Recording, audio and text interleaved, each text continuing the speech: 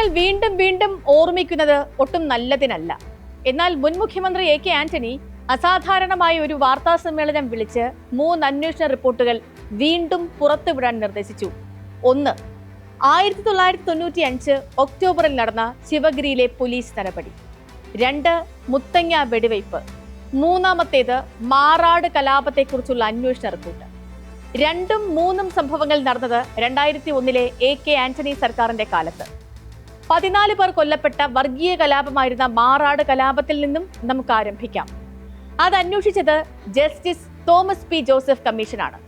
ആ റിപ്പോർട്ട് മാറാടിന്റെ മാത്രമല്ല, രാജ്യത്തിന്റെ തന്നെ ഭാവിയിലേക്ക് നിർണായകമാണ്. മാറാട്ടെ 2 കലാപങ്ങളും അതതു സംഘടനകളുടെ നേതൃത്വം അറിയാതെ സംഭവിക്കില്ല എന്നായിരുന്നു കമ്മീഷന്റെ പ്രധാന നിഗമനം. രാജ്യാന്തര ഭീകര സംഘടനകളുടെ സാന്നിധ്യം ഈ കലാപത്തിൽ കണ്ടെത്താൻ കഴിഞ്ഞില്ല. എന്നാൽ പ്രാദേശികമായ സംഘടനകൾ വളർച്ചയ്ക്കു വഴിയായി ഈ കലാപത്തെ ഉപയോഗിച്ചു. മാത്രമല്ല, സമയോചിതമായി ഇടപെടേണ്ട ജില്ലാ ഭരണകൂടം പക്ഷം ചേരുകയും ചെയ്തുവെന്നും കമ്മീഷൻ റിപ്പോർട്ടിൽ എഴുതി വച്ചു. പോലീസ് മനസ്സ് വച്ചിരുന്നുവെങ്കിൽ കൂടുതൽ ദുരന്തങ്ങൾ ഉണ്ടായ 2ാം മാറാട് കലാപം സംഭവിക്കുമായിരുന്നില്ല എന്നായിരുന്നു കമ്മീഷന്റെ പ്രധാന നിഗമനം. സ്പോട്ട്ലൈറ്റ് ആരംഭിക്കുകയാണ്. എ കെ ആന്റണിയുടെ പോലീസ് വീഴ്ച വരുത്തിയോ?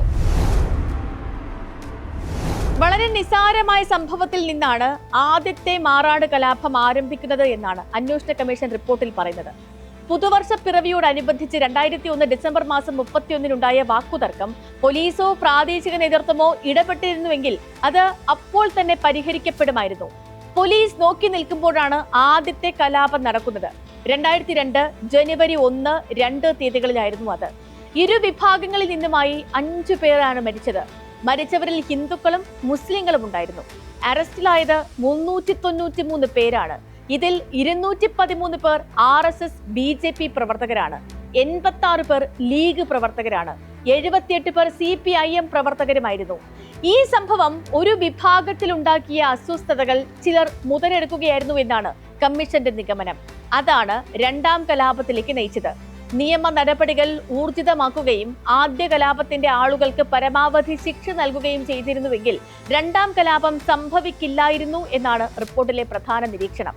ജില്ലാ കളക്ടറായ TO സൂരജും സിറ്റി പോലീസ് കമ്മീഷണറായിരുന്ന സഞ്ജീവ് കുമാർ പട്ജോഷിയും സ്ഥിതിഗതികൾ മനസ്സിലാക്കി പ്രവർത്തിക്കുന്നതിൽ വീഴ്ച വരുത്തി. ഇതാണ് കമ്മീഷന്റെ പ്രധാന കണ്ടെത്തൽ.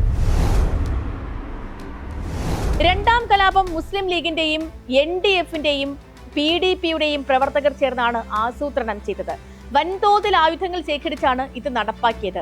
വെറും പ്രതികാരം മാത്രമായി ഈ കലാപത്തെ കാണാൻ കഴിയില്ലെന്നും അന്വേഷണ കമ്മീഷൻ പറയുന്നുണ്ട്. സംഘടനകൾ വളർച്ചയ്ക്കുള്ള വഴി തേടാൻ ഉപയോഗിച്ച മാർഗം കൂടിയായിരുന്നു ഇത്. മറുവിഭാഗത്തിലെ 8 പേരാണ് 2003 മെയ് മാസം 2 നടന്ന 2ാം കലാപത്തിൽ കൊല്ലപ്പെട്ടത്. അക്രമി സംഘത്തിലെ ഒരാളും കൊല്ലപ്പെട്ടു. പോലീസ് സമ്പൂർണ്ണ പരാജയമാണ് എന്നതിന്റെ തെളിവായിരുന്നു 2ാം കലാപം എന്നും കമ്മീഷൻ കുറ്റപ്പെടുത്തി.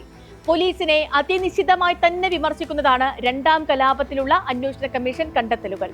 5 പേർ മരിച്ച ഒരു കലാപം ഉണ്ടായ ശേഷം പോലീസ് ജാഗ്രത പാലിച്ചിരുന്നുവെങ്കിൽ ഇങ്ങനെ 2ാമതൊരു കലാപം ഉണ്ടാകുമായിരുന്നില്ല.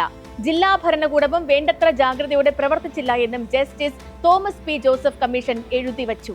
ദിവസങ്ങൾക്ക് മുൻപേ ആയുധങ്ങൾ ശേഖരിച്ച് കലാപം ആസൂത്രണം ചെയ്ത് പോലീസ് അറിയാതെ പോയത് വലിയ വീഴ്ചയാണ്. അക്രമികളെ സംരക്ഷിക്കാൻ സ്ത്രീകൾ ഉൾപ്പെടെയുള്ളവർ വളഞ്ഞു നിന്നതും ആസൂത്രണത്തിന്റെ വലിയ തെളിവായി. തോമസ് പി ജോസഫ് കമ്മീഷൻ ഇങ്ങനെ എ കെ ആന്റണിയുടെ കാലത്തെ പോലീസിനെ അതിനിശ്ചിതമായി തന്നെയാണ് മാറാട് കലാപത്തിൽ വിമർശിച്ചിരിക്കുന്നത്. മുത്തങ്ങ വെടിവയ്പിലേക്ക് നയിച്ച സംഭവങ്ങൾ മുത്തങ്ങയിൽ മാത്രമല്ല നടന്നത്. ആദിവാസി ഗോത്ര മഹാസഭയുടെ നേതൃത്വത്തിൽ തിരുവനന്തപുരത്ത് 2002 നടത്തിയ കുടിൽകെട്ടൽ സമരത്തോടെയാണ് ആദിവാസി പ്രശ്നം ഇടവേളയ്ക്കു ശേഷം വീണ്ടും പൊതുമണ്ഡലത്തിലേക്ക് എത്തുന്നത്. 48 ദിവസം നീണ്ട സമരത്തിനൊടുവിൽ എല്ലാ ആദിവാസി കുടുംബങ്ങൾക്കും 5 ഏക്കർ വീതം ഭൂമി നൽകാമെന്ന് സർക്കാർ സമ്മതിച്ചു. ഗോത്ര മഹാസഭാ നേതാക്കളായ M ഗീതാനന്ദൻ, CK ജാനു ഇവർ മുഖ്യമന്ത്രി എ കെ ആന്റണിയുമായി നടത്തിയ ചർച്ചകളായിരുന്നു ആ ഒരു തീരുമാനത്തിലേക്ക് എത്തിയത്. എന്നാൽ വയനാട്ടിൽ ഭൂമി നൽകാൻ കഴിഞ്ഞില്ല. റവന്യൂ ഭൂമി ലഭ്യമല്ല എന്നായിരുന്നു സർക്കാരിന്റെ നിലപാട്. കരാർ ലംഘിക്കുകയാണെന്ന് ആരോപിച്ച് ഗോത്ര മഹാസഭയുടെ നേതൃത്വത്തിൽ മുത്തങ്ങയിലെ വന്യജീവി സംരക്ഷണ കേന്ദ്രം കയ്യേറി ഊരായി പ്രഖ്യാപിച്ചു. കേന്ദ്ര വനം മന്ത്രി TR ബാലു ആദിവാസികളെ ഒഴിപ്പിക്കണമെന്ന് സർക്കാരിന് കത്തു നൽകി.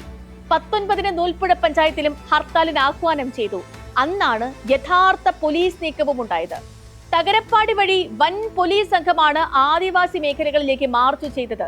കണ്ണൂർ AAP ബറ്റാലിയനിൽ നിന്നുള്ള പോലീസുകാരും സുൽത്താൻ ബത്തേരി, മാനന്തവാടി സ്റ്റേഷൻ പരിധികളിലെ പോലീസുകാരും ഈ സംഘത്തിലുണ്ടായിരുന്നു. 750 കോൺസ്റ്റബിൾമാരുടെ സംഘമായിരുന്നു അത്. വനംവകുപ്പ് ജീവനക്കാരും ഒപ്പമുണ്ടായിരുന്നു. Kalpetta DYSP PK Unni, Mananthavady DYSP KV Satheesan, chief forest conservator Suchinder Pal, deputy collector KC Gopinath ഇവരാണ് ആ സംഘത്തെ നയിച്ചത്. ഏറ്റുമുട്ടലിനിടയിൽ പോലീസ് നിറയൊഴിച്ചു. ജോഗി എന്ന ആദിവാസി വെടിയേറ്റു വീണു. ആദിവാസികൾ തിരിച്ചു നടത്തിയ ആക്രമണത്തിൽ കണ്ണൂർ AR ക്യാമ്പിലെ കോൺസ്റ്റബിൾ വിനോദ് വെട്ടേറ്റ് മരിച്ചു. ഏതാനും ആദിവാസികളെ ഒഴിപ്പിക്കാൻ ഇത്ര വലിയ പോലീസ് സന്നാഹം വലിയ അമ്പരപ്പായിരുന്നു. അതുതന്നെയാണ് പ്രശ്നങ്ങൾ കൈവിട്ടു പോകാനുള്ള കാരണമെന്നും റിപ്പോർട്ടിലുണ്ട്. ശിവഗിരിയിലേക്കും ഇതേപോലെ വലിയ പോലീസ് സന്നാഹത്തെ അയച്ചത് യുദ്ധസമാന സാഹചര്യം ഉണ്ടാക്കി എന്ന് അന്വേഷണ റിപ്പോർട്ടിൽ പറയുന്നുണ്ട്. 500ഓളം പോലീസുകാരാണ് സന്യാസിമാരെയും നാട്ടുകാരെയും നേരിട്ടത്. അന്തേവാസികൾ അടക്കം 200ഓളം പേർക്ക് പരിക്കേറ്റു.